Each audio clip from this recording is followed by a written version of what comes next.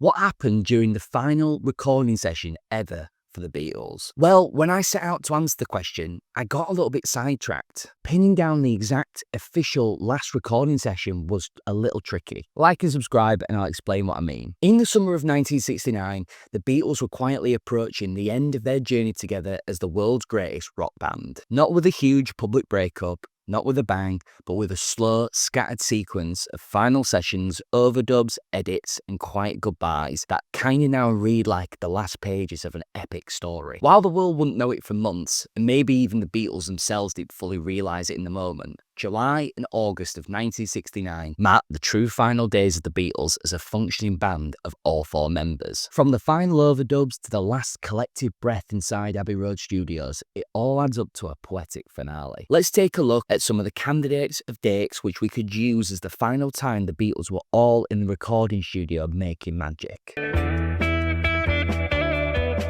It feels fitting that the last Beatles song to be recorded from scratch by all four members, which to my definition, this is where each Beatle plays and is heard on the final version, is the end. The epic finale. No, I'm not talking about Her Majesty here, to their swan song Abbey Road. On July 23rd, 1969, they laid down 7 takes of the track. It was more than just another song. It now reads as a closing statement.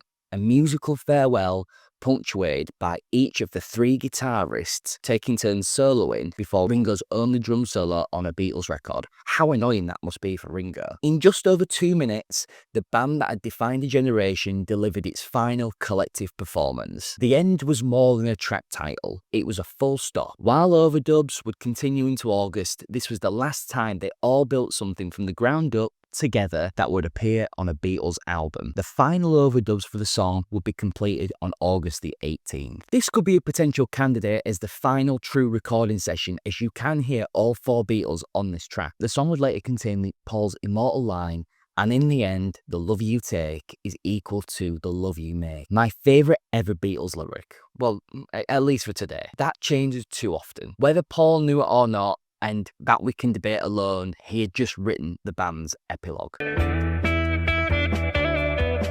Just a week after starting work on the end, the band began recording another new track, Because. It's a moody, haunting and rich song. It's a John song, built around the chords of Beethoven's Moonlight Sonata, played backward. The 3 voices of John, Paul and George are layered beautifully in complex harmonies. Now, here's the thing. Ringo was technically involved in the session. He added some handclaps during the recording phase, but they didn't make the final mix. So if we're being technical, all 4 Beatles worked on Because, but if we're being picky, only 3 are heard in the final version. So that's why we can throw this one into the mix, but it may not actually count. Either way, this was the last time all 4 Beatles participated simultaneously in the recording of a new Beatles song. After this, the cracks would widen and the sessions would begin to splinter. The track was completed with overdubs on August the 5th.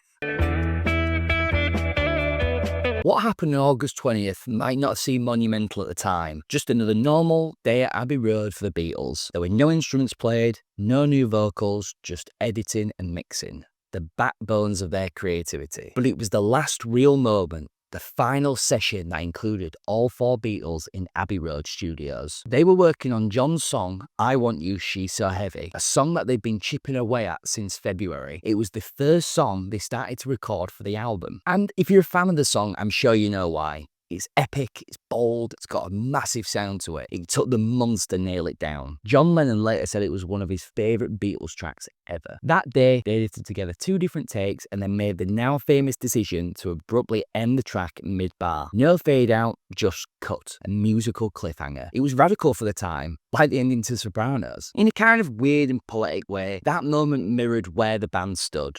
An abrupt ending. No big farewell or celebration, just silence. Gone as quickly as they arrived. And as Mark Lewisham noted in the Beatles recording sessions, August 20th was the last time that they were together inside the recording studio from where they had changed the face of popular music. Don't think I could have put it any better myself. In the end, the love. Before I start, this one doesn't count, and it shouldn't, but it'd be amiss not to at least mention it on today's video. It's definitely a bigger story for another day. 2 days later, on August the 22nd, 1969, the Beatles stood side by side for what would be their final official photo shoot as a band. It took place in John and Yoko's home in Tittenhurst Park. They didn't know it at the time, but this would be the last time that all 4 Beatles would be in the same room together. How sad is that? In the photos, you can see them smiling, sometimes genuinely, sometimes maybe just politely. The tension behind the scenes was growing, but these images are frozen in time. They're the final portraits of a band that had defined the 1960s. Just take a look at some of them.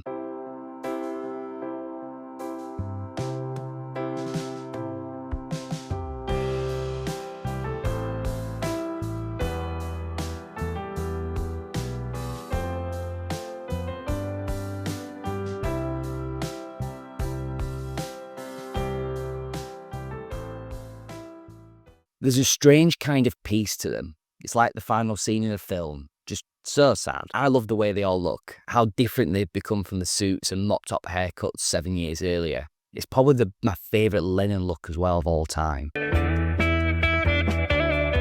By 1970, the band was officially fractured. John had privately told the others he was leaving the band back in September of 1969, but the public didn't know it yet. Still, work on the album Let It Be, which was a delayed and difficult project, continued sporadically. The whole album film had become a real pain in the ass for the Beatles. There's some great tracks on the record, some of their very best actually, like Across the Universe and I've Got a Feeling. But the whole thing just isn't up to their usual standard, and they all knew it. Regardless though, they still carried on. John though didn't seem to care at all about the record and was busy focusing on creating his solo career with Yoko. On January 3rd, Paul, George and Ringo returned to the studio to finally record I'm in Mine, a track George had written and rehearsed back during the chaotic Get Back sessions. John wasn't there. He never played on the final version. So while the Beatles were still technically a band, they were now functioning fragments. The Beatles are still the Beatles, but John's not there. So can this count? The next day, on January the 4th, Paul and George laid down backing vocals for Let It Be, and George added a new guitar solo. It was the last time 2 Beatles recorded together for the group until the 1990s, and that,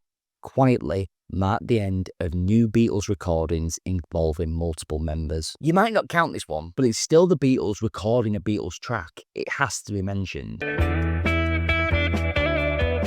Ringo Starr, often overlooked but always dependable, and every Beatles' favourite, played his final note for the Beatles on April the 1st, 1970. It was an overdub session for The Long and Winding Road, a song that would be dramatically altered by producer Phil Spector. Paul hated what Spector did to the track. Ringo's contribution was minor in the grand scheme, but it holds symbolic weight. This was the last new work by any Beatle to appear on a Beatles album until the reunion sessions over 2 decades later. Fittingly, a week later, on April the 10th, Paul officially announced that the Beatles were no more. So time passed, decades rolled on, the Beatles naturally fell out of fashion. Punk was born, new wave was born, synth crap pop was born. God, isn't 80s music terrible? Still, each Beatle followed his own path, whether that be with solo records, activism, peace, family, or devastatingly, tragedy. In 1980, John Lennon was sadly murdered, forever freezing him in time and adding a tragic finality to the story. The 4 Beatles would never reunite. But in 1994 and 1995, things were changing. New music was beginning to think fondly of the Beatles. Nirvana's Kurt Cobain cited the Beatles as major influences on his songwriting. And so did 2 Mancunian brothers, Noel and Liam Gallagher, who were heavily on the rise to become the biggest band in Britain. Just listening to the Britpop albums of the mid to late 90s, they're all heavily influenced by the classic British invasion bands of the 1960s. So the surviving Beatles, Paul, George and Ringo, came together for something magical. Using John's old home demos, they created 2 new Beatles songs, Free as a Bird and Real Love. It was a chance to reunite, to work together again, albeit through tape, and bring closure to something that had ended so suddenly decades earlier.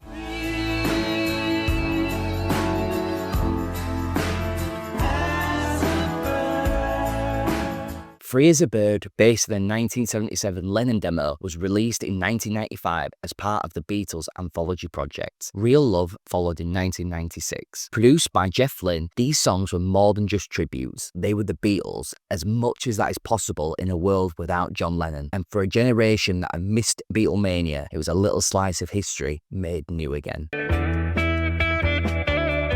Then, remarkably, we have to flash forward to 2023, more than 40 years since John Lennon's death. Out of nowhere, another final Beatles song arrived. Now and Then was based on a 1970s demo John recorded at his home on cassette. Unlike Free as a Bird or Real Love, Now and Then had sat in limbo for decades. The audio quality was just too poor to work with until technology caught up. Thanks to AI-powered audio separation developed during Peter Jackson's Get Back documentary, John's voice was finally isolated cleanly from the piano. Paul and Ringo returned to the studio, and using George's guitar parts from the 1995 sessions, they finished it. The result? Well, the song is ghostly and raw. The repetition of the line "I miss you" hits so hard in a world without two Beatles. So John sounds like he's singing from another world, Paul gently harmonises, and Ringo adds subtle drums and heart. And at the very end of the track, there's this wordless refrain that sounds like a band's just fading into memory. Paul called it the last Beatles song, and this time he really meant it. While we may not have had two Beatles in the studio, in the track we do feel like the spirit was there, in the recording, in the way the song made us feel. It's a breathtakingly beautiful song, and I'm so happy we all got to hear it. So when was the real final Beatles recording session? Well, I'm sorry to say, that's up to you. I'm not here to deliver definitive answers to questions like that. I'm sure there's some fans out there who would pin it down to the recording of I Want You, She's So Heavy, and I get that. For other fans, maybe it's the final notes that Ringo played for The Long and Winding Road. The answer probably depends on how you define a band. Is it when they stop creating together, when they stopped appearing together, or when they tell the world it's over? What is certain though,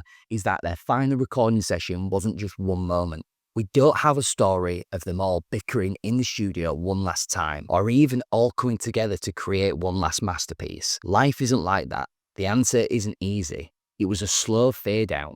The Beatles didn't go out with a concert or a press conference or a farewell tour. They slipped out of the spotlight one studio session at a time, one overdub at a time. But despite the difficulties in staying together, we have to be thankful that they gave us one last album, Abbey Road, that really sounded like a band having fun, even as things were falling apart behind the scenes. For all their fame and brilliance, they ended just like many of us end chapters in our lives or leave people we know. There's not always a final goodbye. Sometimes we just drift apart. Thanks for watching as always, guys. Before I go, if you're into rock and roll, you might want to check out Cult Hero. They've got some really cool t-shirts inspired by iconic gigs and legendary bands. If you do take a look, you can use the code R&R Archives for 15% off. This isn't a sponsor, this is just my brother's business, and it'd be great if you could all check them out. You'll see me in the Shea Stadium one next time. And if you enjoyed the video, feel free to like and subscribe. It really, really helps me out. And if you're still feeling curious about more Beatles songs or Beatles stories, don't forget to check out my video on Here Comes the Sun, and I'll see you in the next one.